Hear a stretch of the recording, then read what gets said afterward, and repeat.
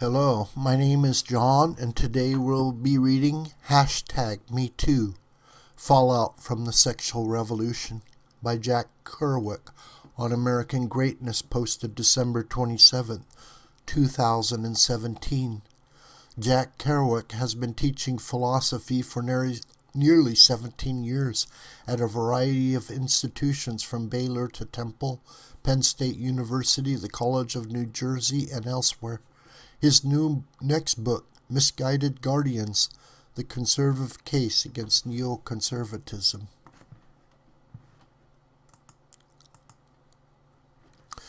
The Me Too campaign has far-reaching implications for both feminism and the so-called sexual revolution to which feminism gave rise. First, today's feminists affirm a model of a womanhood that is, or is supposed to be, radically at odds with what she takes to be the traditional, patriarchal stereotype from which feminists have allegedly liberated women. Feminist woman is strong and self-sufficient. She is large and in charge, no one's victim. Non-feminist woman, in stark contrast, is said to be weak, needy, and forever at the mercy of her male oppressors. Yet, as the Me Too campaign has made abundantly clear, feminist woman is a mirage, an illusion. She is a big lie. The vast majority of women on board the Me Too train travel in left-leaning circles. They are feminist women.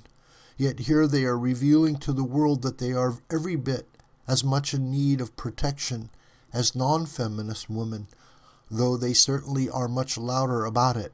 As to strength, the evidence does not suggest that feminist woman has the advantage either. There is nothing strong or self-sufficient about a woman who, upon being sexually harassed or assaulted, remains silent in exchange either for accepting hush money or otherwise advancing her career, thereby making it easier for other women to fall prey to the same predations to which she claims she was subjected. There is nothing strong or self-sufficient about a woman who, after having remained silent for decades, in many instances, decides to level allegations of sexual abuse only after many others came forward, beginning the trend that makes it attractive and, in some cases, even profitable to do so. Such a woman is nothing if not at the mercy of men. Feminist woman is strong, self-sufficient, and no man's victim, except for when she is weak, needy, and the victim of predatory men. Repudiating the West dominant ethic. Second, feminist woman's position on sexual morality is as self-contradictory as her position on women. Classical Marxists once equated traditional Christian sexual morality with a form of bourgeoisie repression. Feminist woman, exposing unmistakably her leftist pedigree, regards the Christian sexual ethic as an instrument of misogynistic, heteronormative oppression. Thus, the sexual revolution that broke loose some 50 years ago was self-consciously meant as an unequivocal repudiation of the West-dominant traditional ethic. This ethic affirms the virtues of modesty, self-discipline, self-love, and mutual respect between men and women. It prescribes chastity until marriage, which is considered a sacrament, the lifetime covenant that a man and woman enter into with one another and with God, who instituted marriage for the essential purpose of begetting and raising children. Feminist women and her fellow revolutionaries have spent over half a century doing whatever they could to hack this ethic to pieces. Its virtues, feminist women has transformed into vices, Along with her fellow sexual revolutionaries, feminist woman has derided and mocked the Christian sexual ethic. For humility and self-restraint, she has substituted ostentatiousness and self-indulgence. Feminist woman has jettisoned commitment in favor of convenience. Marriage she wrote off as nothing more or less than a social construct that was devised by heterosexual males for the sake of bolstering their hegemony over women and sexual minorities, homosexuals, the transgendered, etc. And sex, far from serving a larger common good like the production and nurturing of a family, exists first and foremost for the sake of bringing pleasure to those who indulge in it. As long as sex is consensual, however individual feminists define this, it matters not with whom, where, when, or how it occurs.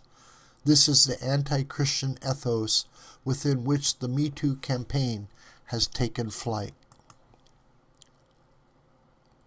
The revolution eats its own. In short, the sexual revolution has proven to be not very liberating after all.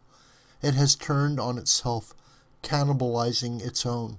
Unfortunately, it isn't just the revolutionaries who have been harmed. Most tragically, untold numbers of children, both born and unborn, are casualties of this systematic assault against traditional sexual morality. The rate of children born out of wedlock has risen astronomically, as has the rate of divorce, and the phenomenon of the broken home is now commonplace.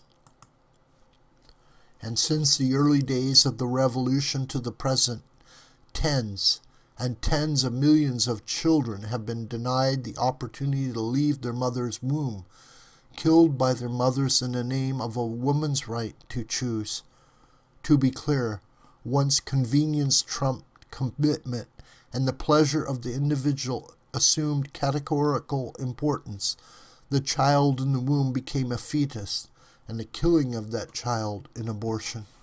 Given its dependence upon a deceptive vocabulary, the sexual revolution, like feminism itself, reveals itself as a big lie. Yet it is the most dangerous lie. It has resulted and continues to result in the mass destruction of lives, including and especially the lives of the most innocent and defenseless among us, those who have never and could never consent to the sexual revolution, and who are unceremoniously ignored by the Me Too campaigners. This video is a production of the School of the White Crane. My name is John Brooker, and you can communicate with me through commentary on this video or through my Gmail listed here. Please share this video with family and friends and on social media. May God richly bless you.